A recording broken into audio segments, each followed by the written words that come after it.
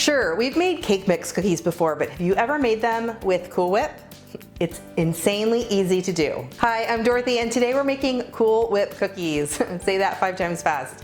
They only have 3 ingredients. They're super easy to make. They start with a cake mix and Cool Whip, and they're just so delicious. So we just need 3 ingredients to make these. First of all, Cool Whip, because they're Cool Whip cookies. So I'm using name brand Cool Whip, but you could use generic if you want. Make sure that it is thawed. You can just let that sit at room temperature for a few hours, or let it sit in the refrigerator overnight and it will thaw for you. We also need cake mix, about 15 ounces. It's the cake mix that would make a 9 by 13 inch pan. You can use any brand, any flavor, and then we just need 1 egg for binding. All right, let's start by adding our cake mix into our bowl. And then I'm just gonna crack this egg in there. Once we have our cake mix in our bowl, now we're going to add our Cool Whip.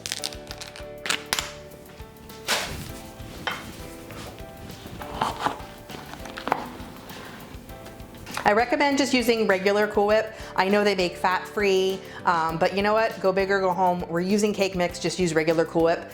If you don't already, be sure to subscribe to my channel. I post lots of delicious desserts. I'm gonna use a hand mixer for this because it is gonna be a very thick cookie dough. It's gonna be very thick and very sticky. While you could mix it by hand, it's gonna be much easier to do it with either a hand mixer or a stand mixer.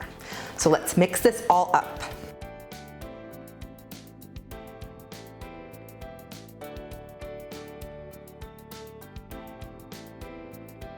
You can see how sticky this dough is.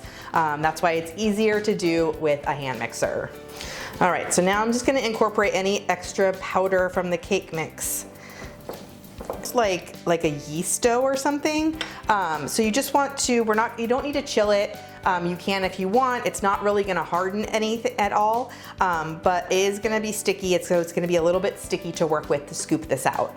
Okay, I have a cookie sheet here, and it is lined with parchment paper. You can also use a silicone baking mat. So now we're gonna scoop it out. I am going to use a cookie scoop for this. You can use any size cookie scoop you want. These are going to spread, so we're gonna space them out, and we're gonna roll them in powdered sugar first, because the dough is very sticky. So I'm gonna roll them in powdered sugar and place them on my cookie sheet. This is gonna be a messy part. It's gonna kind of stick to your hands and make the powdered sugar stick to your hands. But then we're just gonna take our cookie dough ball and we're gonna place them on our cookie sheet. It's gonna be sticky and kind of stick to the cookie scoop too. Roll those nice in powdered sugar. And what I'm gonna do is I'm gonna space these out. So I'm gonna put 2 per row instead of 3. You're gonna get powdered sugar everywhere, and that's okay. I absolutely love cake mix cookies because you can use any flavor.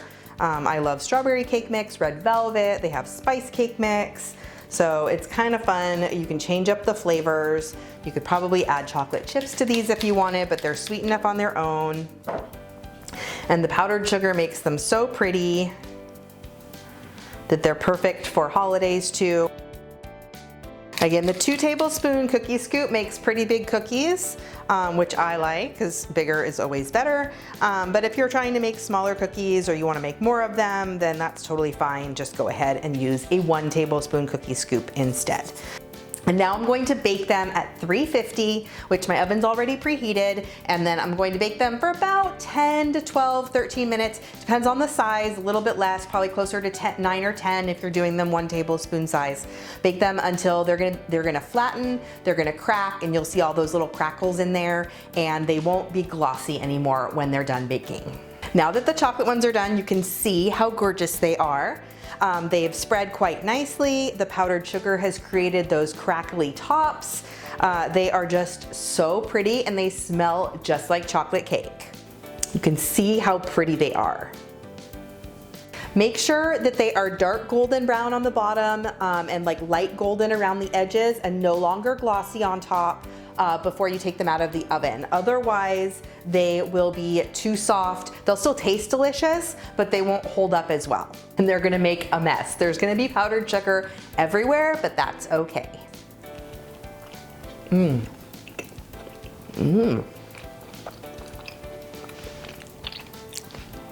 Ooh, those are really, really good. They're very delicate.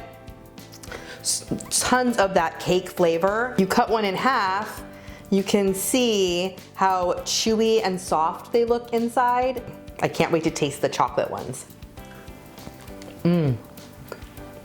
Tastes like I'm eating a piece of chocolate cake. Now that I'm wearing all the powdered sugar, I'm gonna go and eat some cookies. Leave me a comment and let me know which flavor you're gonna make first. I know strawberry is next on my list. If you don't follow me already, be sure to keep watching for even more desserts.